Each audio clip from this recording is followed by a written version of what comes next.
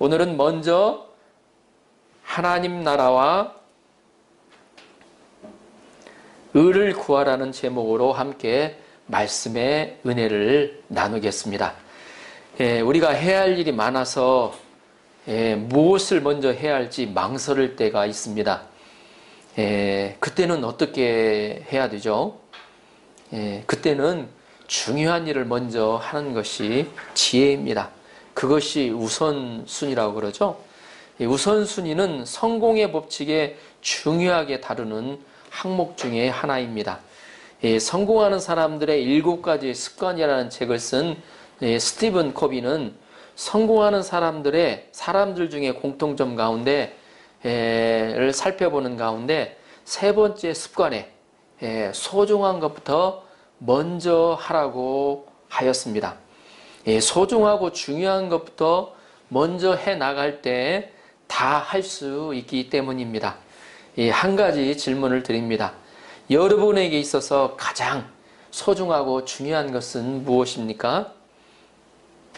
그 중요한 일부터 먼저 해 나가는 것이 우선순위를 정해놓고 사는 삶입니다. 오늘 말씀에서 예수님은 먼저 하나님의 나라를 구하라고 말씀하십니다. 소중하고 중요한 것이 바로 하나님 나라라는 것입니다. 그러면 모든 것을 더하여 주신다고 약속하여 주십니다. 우리가 이 세상을 살아가면서 하나님 나라를 최우선순위로 살아간다면 최고의 베스트의 인생을 살게 될 것입니다.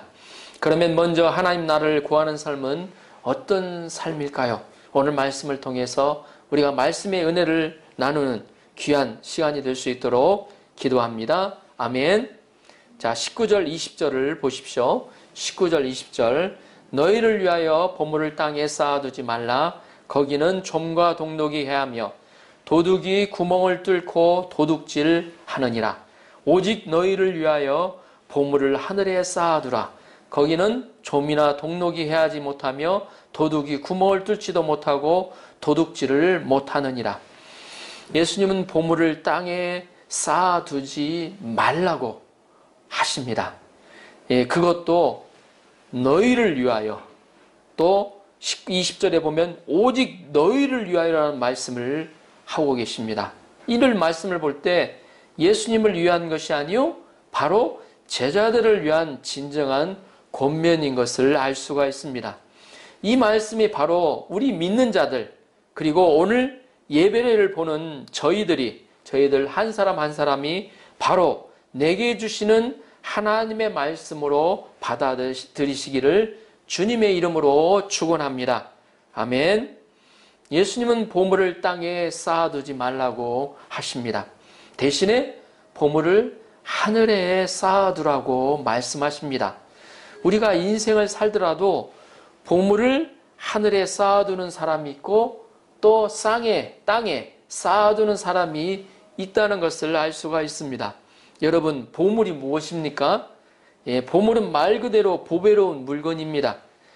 나라에도 국보라는 것이 있죠. 또 각 가정에도 조상들 대대로 전해져 내려온 이 가보라는 것이 또 있습니다. 예수님은 보물을 말씀하시다가 24절에는 또 재물을 말씀하십니다. 이런 보물의 대표적인 예가 이 돈이나 금을 말합니다. 그래서 보물은 귀한 것입니다. 귀한 것이기 때문에 우리의 마음이 그곳에 쏠리는 것입니다. 예수님은 보물을 땅에 쌓아두지 말라고 하십니다. 그 이유가 무엇이죠? 바로 좀과 동록이 해하기 때문이에요. 여기서 좀은 이 좀 먹는 벌레를 의미하고요. 이 동록은 이 녹이 쓰는 것을 말합니다. 그 당시 사람들이 이 보석을 보석을 어디에 보관할 데가 없어서 땅에 묻어 두었다고 합니다. 땅에 묻어두면 어떻게 되죠? 시간이 지나면 보석이 어떻게 됩니까? 이 땅에는 특히나 습기가 많잖아요. 물기가 많잖아요. 보면. 그러니까 어때요? 서서히 어때요? 좀과 동록이 생겨서 어때요? 서서히 부패시킨다는 거죠. 그로 인해 보석의 가치가 떨어진다는 겁니다. 그리고 귀한 보석을 또 잃어버리는 경우가 있습니다. 그렇지 않다 하더라도 우리가 죽을 때 모든 것을 다 가지고 가나요? 우리 재벌들, 요즘에 재벌 1세들이 많이 이제 돌아가시는 분들이 계시는데 그분들이 어때요? 여기에서 번 돈, 자기 어때요? 10몇 조 되는 그 돈들을 다 어때요? 죽을 때 가지고 가셨나요? 다 놓고 간다는 것이죠. 그래서 예수님은 보물을 하늘에 쌓아두라고 하십니다. 자, 그러면 하늘에 쌓아둔다는 것은 무엇을 의미할까요? 그냥 하늘에 팍 던져서 쌓아두는 것입니까? 아니죠. 하늘에 던지면 그대로 떨어져서 다른 사람들이 다 가져가 버리죠. 마태복음에서 하늘은 하나님이 계신 곳을 의미합니다. 하늘에 쌓아두라는 말은 하나님을 위하여 보물을 사용하라는 말입니다. 하나님께 11조나 감사헌금을 드리는 것도 하늘에 쌓는 것입니다. 목회자와 선교사를 위해서 보물을 사용하고 가난한 이웃을 위해서 보물을 사용하는 것도 하늘에 쌓아두는 것입니다.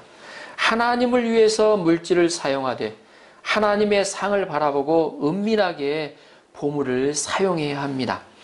예수님은 하나님께 드린 물질은 바로 그 사람 자신을 위한 것이라고 하셨습니다. 너희를 위하여, 오직 너희를 위하여 강조하고 계십니다. 왜 그렇습니까? 하나님께 드린 물질은 하늘에 쌓아두는 가장 좋은 보관 장소가 되기 때문입니다. 거기에는 좀벌레도 없습니다. 녹이 슬지도 않아요. 도둑질도 못한다고 말씀하세요. 하나님은 하나님을 위해서 쌓아놓은 보물을 잘 보존하여 주신다는 것입니다. 이 마가복음 10장에 보면 하나님께서 하나님께 드린 물질에 대해서 100배의 축복을 주신다고 약속하셨습니다. 이 세상에서 보상을 받지 못하면 하늘나라에서 보상을 받게 됩니다. 요즘 투자라는 것을 해본 사람이라면 이것이 얼마나 이득인가를 잘 알 수가 있습니다. 내가 드린 것에 100배를 한번 생각해 보십시오. 요즘에 그 투자에서 100배 나오는 데가 있습니까? 없습니다. 한번 생각해 보십시오. 만약 좀 헌금 얘기해서 죄송합니다. 만약 헌금을 내가 여기서 1,000원을 드렸다. 그러면 하늘에 얼마가 저축이 되는 거죠? 1,000원을 드리면 10만 원이 됩니다. 자, 10,000원을 헌금을 드렸다 그러면 100만 원이 하늘에 쌓여진다는 것입니다. 세상에 이런 알짜배기 투자가 또 어디 있습니까? 서울에 최사무엘 목사님이라는 분이 계십니다. 그는 서울대 치대를 졸업하신 분인데 사무엘 치과 원장님이십니다. 그는 어느 성탄 전날 자신의 이 농장에 있는 농에 있는 옷 가운데 입지는 않았으나 좋은 옷을 같은 교회 형제들에게 나누어 주었다고 합니다. 그런데 그날 밤에 그 집에 불이 나서 농에 있던 옷이 다 타버렸다는 것입니다. 그는 그때 땅에 쌓아둔 것은 사라지고 하나님을 위해서 쓴 것만 남는다는 말씀을 깊이 깨달았다고 간증하였습니다. 물론 이렇게 화재를 당하거나 또 도둑을 맞지 않고 죽을 때까지 돈을 또 잘 보관하는 사람도 있습니다. 또 어떤 사람 투자를 많이 해서 많은 소유를 가질 수도 있습니다. 그러나 어느 날 여러분 죽음이 온다고 하면 이 죽음이 어때요? 예상하고 옵니까? 몰라요. 언제 올지 몰라요. 보면 죽음이라는 도둑이 와서 모든 소유를 다 가져갑니다. 자기 것이 아니에요. 보면 하지만 우리가 하나님과 이웃을 위해서 사용한 물질은 하나님 나라까지 가져갈 수가 있다는 것입니다. 이게 놀라운 비밀입니다. 하나님과 이웃을 위해서 사용한 돈들은, 물질은 바로 하나님 나라까지 어때요? 저축이 돼요. 하나님 나라에 저축이 돼요.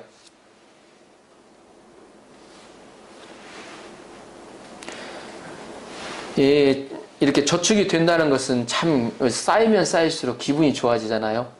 저도 우리 아이들 대학 등록금을 위해서 쯤이다 때라고 그죠? 그 달마다 그 얼마씩 해가지고 이번에 그래서 우리 희연이가 대학을 들어갈 때 그 100만 렌짜리 탔어요, 보면. 1,000만 원이죠. 그걸 8년 동안 모은 거예요. 8년 동안 13,000원씩 계속 매달 넣어가지고.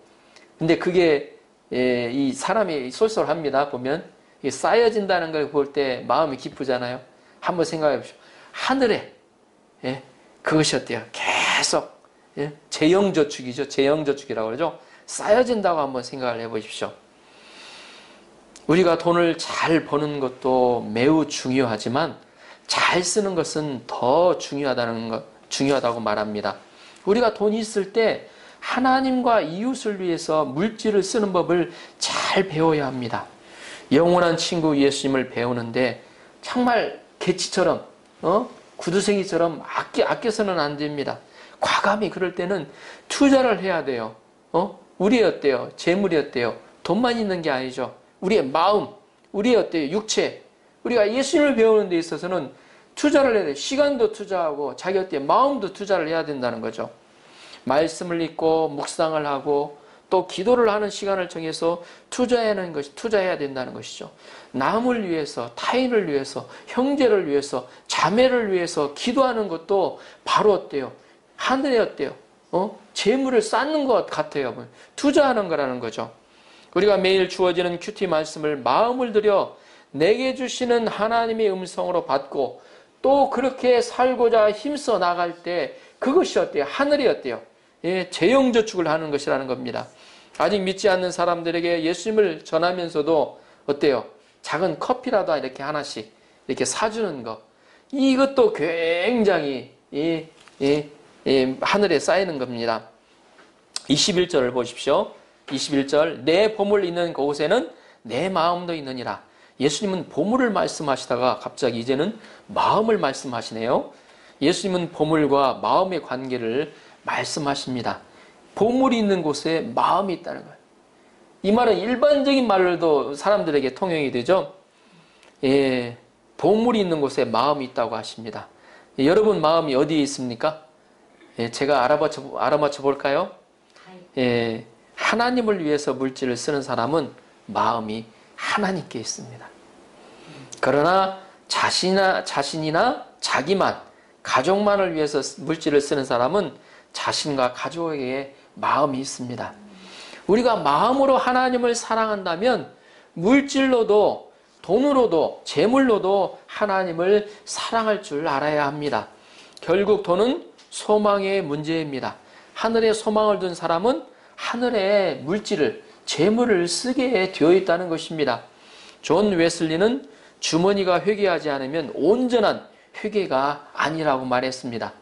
어느 침례 교회에서 침례를 주는데 한 분이 지갑을 주머니에서 딱 꺼내어 놓고 침례를 받았다고 합니다.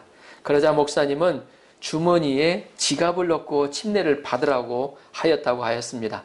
지갑도 침례를 받으라는 것입니다. 지갑도 하나님을 믿고 거듭나야 한다는 것입니다. 우리가 물질을 먼저 하나님께 드리면 마음도 대부분 따라서 갑니다. 하나님께 헌신하는 사람이 있잖아요. 하나님께 어때요? 하나님이 원하시는 것에 물질을 적극적으로 쓰는 사람은 그 마음이 하늘에 가 있어요. 하늘에 소망을 두기 때문에 그렇게 살아요. 어떤 삶이 지혜로운 삶일까요? 우리가 마음에 하나님 나라의 소망으로 가득 차게 됩니다. 예수님은 다음으로 눈에 대해서 또 말씀하십니다. 22절, 23절을 보십시오. 눈은 몸의 등불이니 그러므로 내 눈이 성하면 온몸이 밝을 것이요 눈이 나쁘면 온몸이 어두울 것이니 그러므로 내게 있는 빛이 어두우면 그 어둠이 얼마나 더하겠느냐. 우리의 몸이 다 소중하지만 그 중에 눈이 더욱 소중합니다. 이 손이나 다리가 없는 사람보다 눈이 없는 사람이 더 불쌍해요.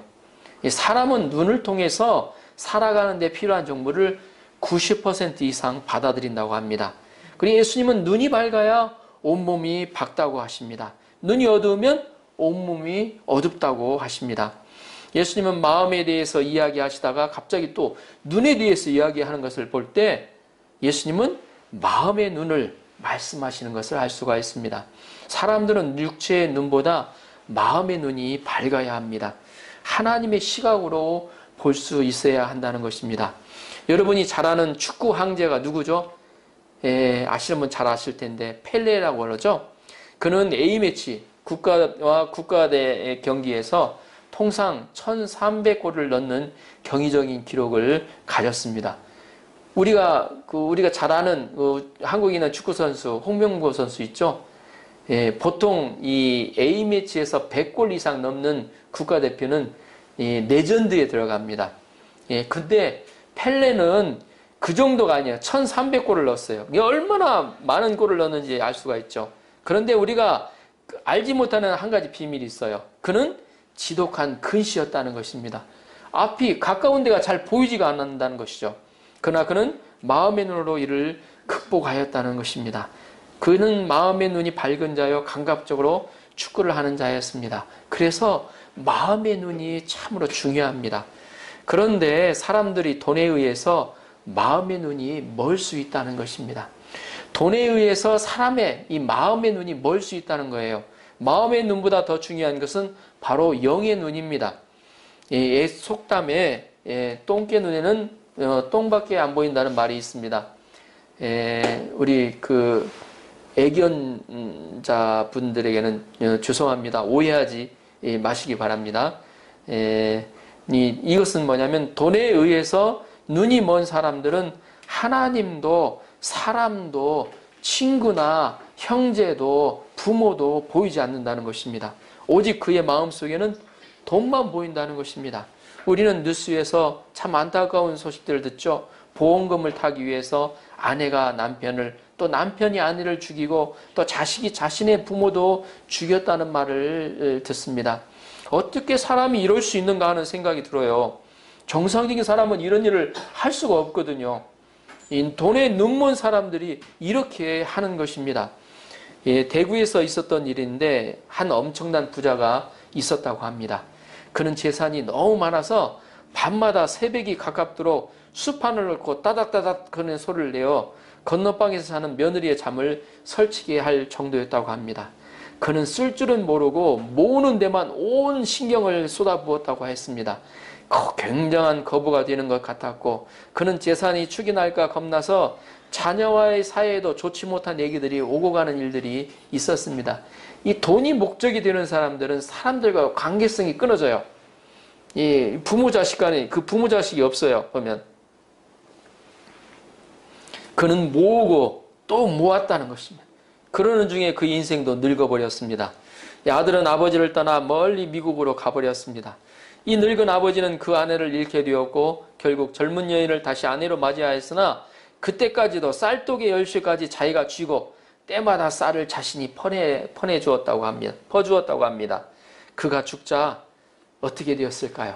그동안 그 많던 재산이 이리저리 쏟아지며 줄어들더니 세상을 떠난 그의 시신마저 둘만한 장소가 없어서 그가 다니던 교회 1층 한 방에다 관을 두고 있었다고 합니다. 얼마나 비참한 일이에요. 이 마태복음을 쓴 저자 마태도 돈에 눈이 멀었을 때 돈을 위해서 국가도 또 양심도 하나님도 버리고 세리가 되었습니다. 마태는 누구보다 돈이 사람의 마음을 어둡게 한다는 것을 잘 알고 있었어요. 그래서 이 부분을 아주 잘 표현하고 있어요. 그러나 그가 하나님을 가장 사랑하기 시작했을 때, 하나님을 가장 사랑했을 때 영의 눈이 밝아졌습니다. 그때까지는 어때요? 악착같이 모으기만 했던 그가 어때요? 친구들을 부르고 같은 죄인들을 불러서 어때요? 또 예수님을 불러서 어때요? 잔치를 벌이잖아요. 베푸는 삶을 살게 돼요. 우리는 마음의 소망에 하늘의 소망을 둠으로써 마음의 눈을 밝게 해야 된다는 거죠. 우리는 마음의 눈이 밝아져야 합니다. 마음의 눈이 밝아질 때 우리가 섬겨야 할 분은 오직 하나님 한 분이라는 것을 깨닫게 됩니다. 자, 24절을 보십시오. 24절 말씀이 중요합니다.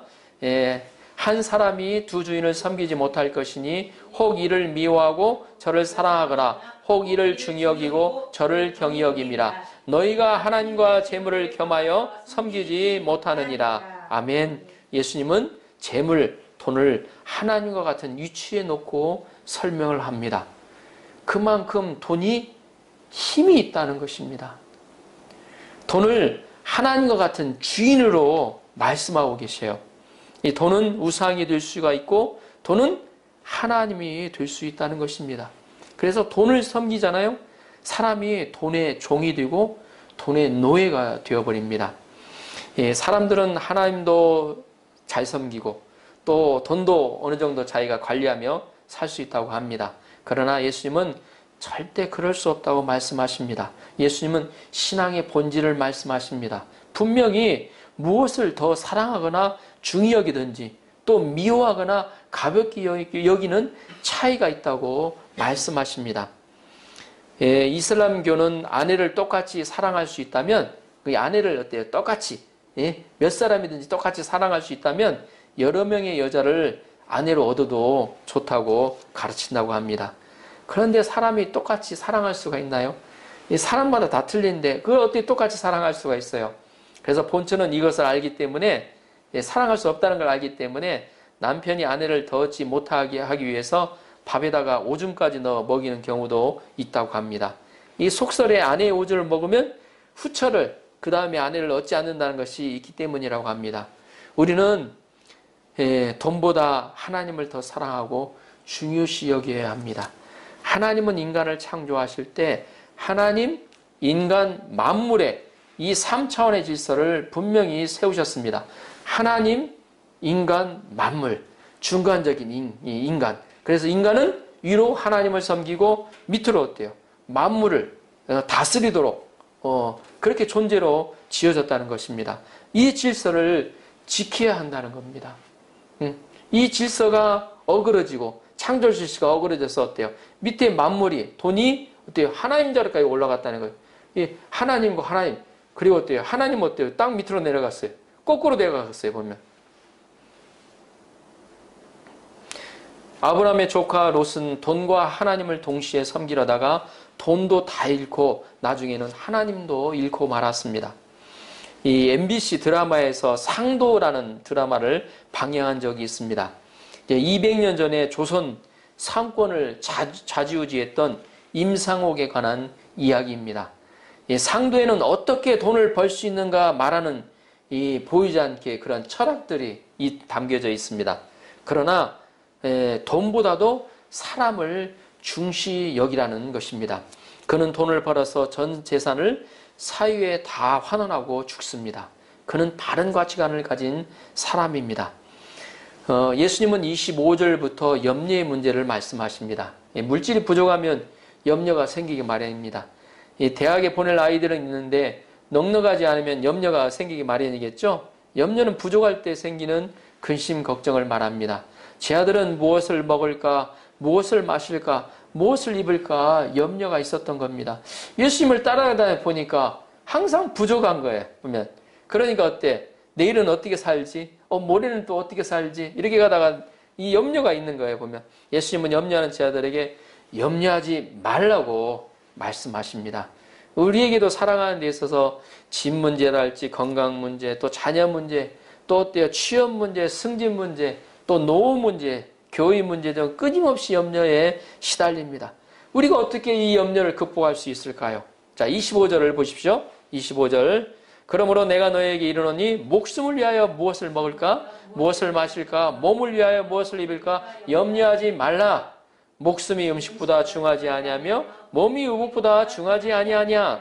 예수님은 목숨과 몸이 음식이나 의복보다 중요하니까 염려하지 말라고 하십니다. 사람이 염려하는 것은 자신이 중요시 여기는 것이 있기 때문입니다. 여러분은 무엇을 염려하십니까? 자녀, 건강, 노후를 염려하십니까? 졸업 후에 취업을 염려하십니까? 또 결혼을 염려하십니까? 사람들은 이런 것을 중요시 여기고 이것 때문에 머리가 어때요? 항상 어때요? 근심, 걱정, 염려를 합니다. 그러나 이런 것들은 목숨이나 생명보다 중요하지 않은 것입니다. 우리가 병들거나 죽으면 이런 모든 것들은 다 소용없어진다는 것이죠. 우리는 무엇보다 하나님을 더욱 중요하게 여기고 인간의 생명을 더욱더 중요하게 여겨야 한다는 것입니다. 그러면 많은 염려에서 자유로워져요. 우리는 염려하지 말고 감사함으로 기도해야 합니다.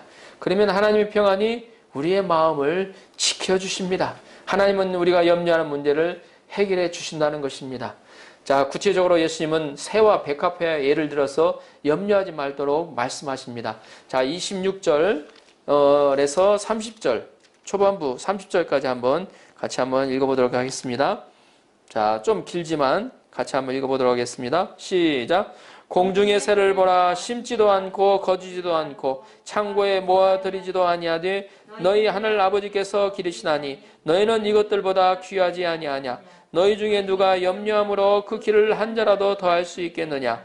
또 너희가 어찌 의복을 위하여 염려하느냐. 들의 백합화가 어떻게 자라는가 생각하여 보라. 수고도 아니하고 길쌈도 아니하느니라. 그러나 내가 너에게 말하노니 솔로몬의 모든 영광으로도 입은 것이 이 꽃 하나만 갖지 못하였느니라. 오늘 있다가 내일 아궁이에 던져지는 들풀도 하나님이 이렇게 입히시거든 하물며 너희일까 보냐. 믿음이 작은 자들아.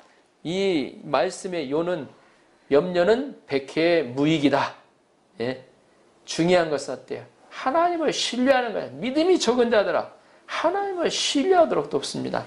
예수님은 먼저 눈을 들어 공중에 있는 새 한 마리를 보게 하십니다. 그때 때마침 새 한 마리가 날아갔는지 모르겠습니다. 새는 자신이 먹는 것을 위해서 농사를 짓습니까? 새가 농사 짓는다는 말 들어보셨습니까? 그러나 하나님은 새의 먹이를 예비하시고 새를 먹이십니다. 새는 하나님 만드신 먹이를 열심히 찾아서 다니면 먹을 수가 있어요. 자신이 어때요? 네? 하나님이 앞에다 딱 갖다 줍니까? 아니죠. 네? 새는 어때요? 열심히 찾아다니서 어때요? 먹이를 찾아다니서 어때요? 쪼아 먹어야 되죠. 그리고 예수님은 들판에 아름답게 핀 백합화를 보시며 말씀하십니다. 백합화는 자신의 옷을 위해서 자신의 어때요? 그 아름다운 어때요? 꽃을 위해서 자기가 어때요? 옷을 만들거나 합니까? 실제적으로 보면 안 그러죠. 하나님은 백합화를 만드시기 전에 공기도 만드시고 물도 만드시고 땅도 만드셨습니다. 땅이 어때요? 영양분들을 만드셨어요. 보면 백합화는 하나님이 주신 것으로 열심히 탄소 동화 작용을 하면 하나님이 친히 어때요? 그렇게 아름답게 입혀 주신다는 거죠. 아무리 좋은 요즘에 텔레비에 나오죠. 4K 또 요즘엔 8K 더 좋은 텔레비들도 많이 나오는데 이 꽃들의 색상을 따라가지를 못해요. 표현하실 수가 없어요. 하나님은 모든 동식물들을 다 만드시고 사람을 하나님의 형상에 따라 만들어 주셨습니다. 죄범한 인간들을 위해서 자신의 의아들까지도 아낌없이 내어 주셨습니다. 하늘에 계신 아버지는 바로 우리의 아버지가 되신다는 것입니다. 우리 어때요? 주기도문에도 있잖아요. 하늘에 계신 우리 아버지시여 라고. 나의 아버지가 하늘에 계신다는 것입니다. 이 아버지가 하늘에 계신다는 겁니다. 하나님 앞에서 사람을 만드시고 먹을 것과 입을 것을 주셨다는 거예요.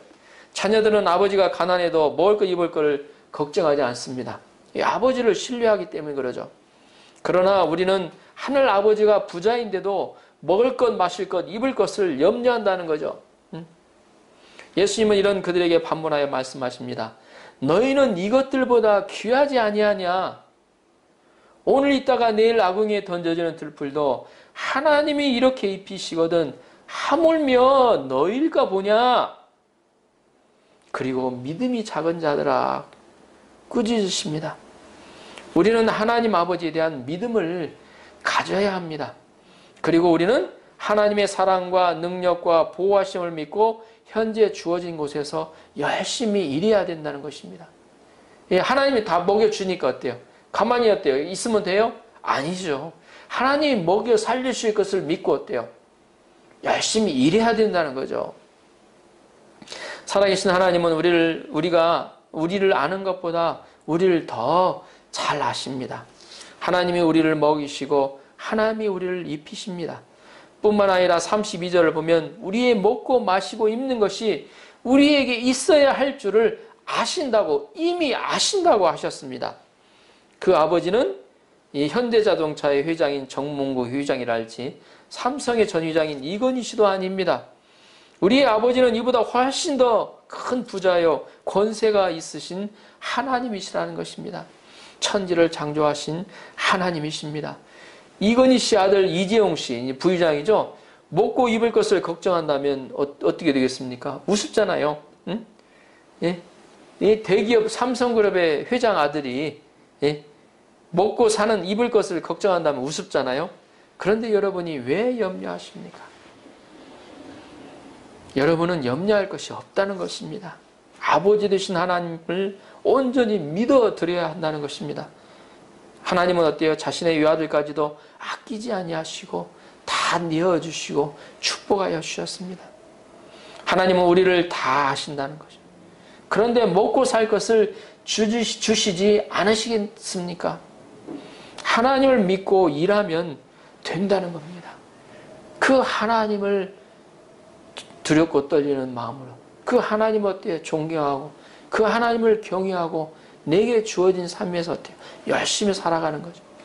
하나님은 섬세하고 완전하십니다.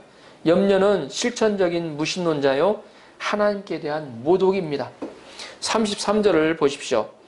그런즉 너희는 먼저 그의 나라와 그의 의를 구하라. 그리하면 이 모든 것을 너희에게 더하시리라. 아멘. 우리가 먹고 사는 것에 염려하는 대신에 우리가 해야 할 일이 있다는 거죠. 그것은 먼저 하나님의 나라와 하나님의 의를 구하는 것입니다. 하나님의 나라와 의는 무엇입니까? 한마디로 말하면 하나님의 주도권을 구한다는 말씀입니다. 예, 결혼한 사람들이 언제가 가장 행복할 것이라고 생각하십니까?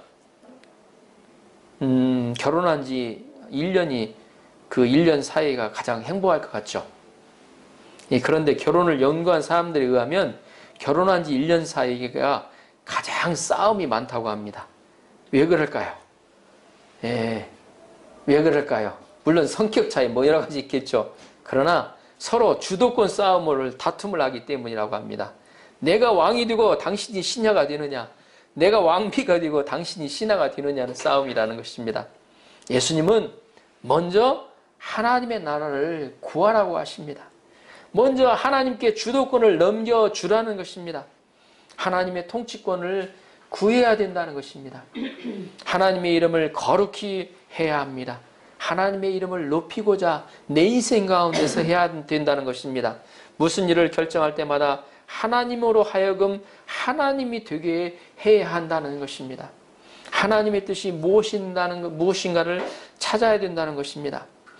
많은 사람이 내가 왕이 되고 하나님이 신하가 되게 합니다.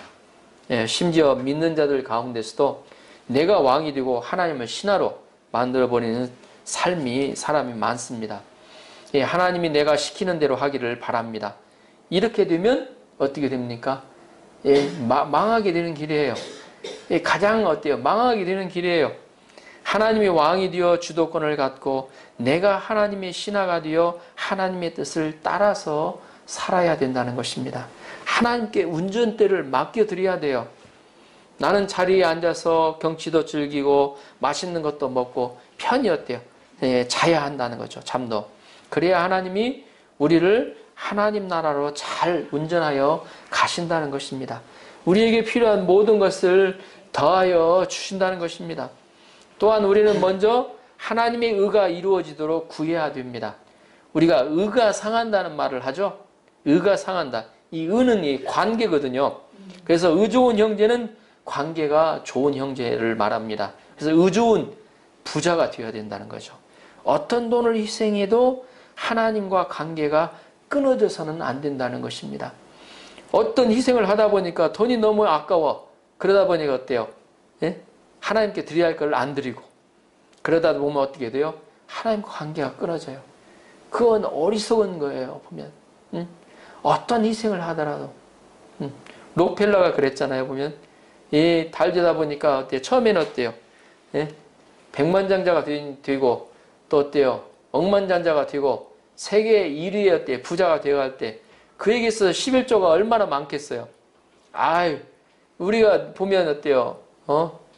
우리가 10,000원 벌어가지고 1,000원 드리는 거하고 또 어때요? 1억 벌어가지고 1,000,000원 드리는 거 틀리죠? 헌금 얘기를 해서 죄송합니다.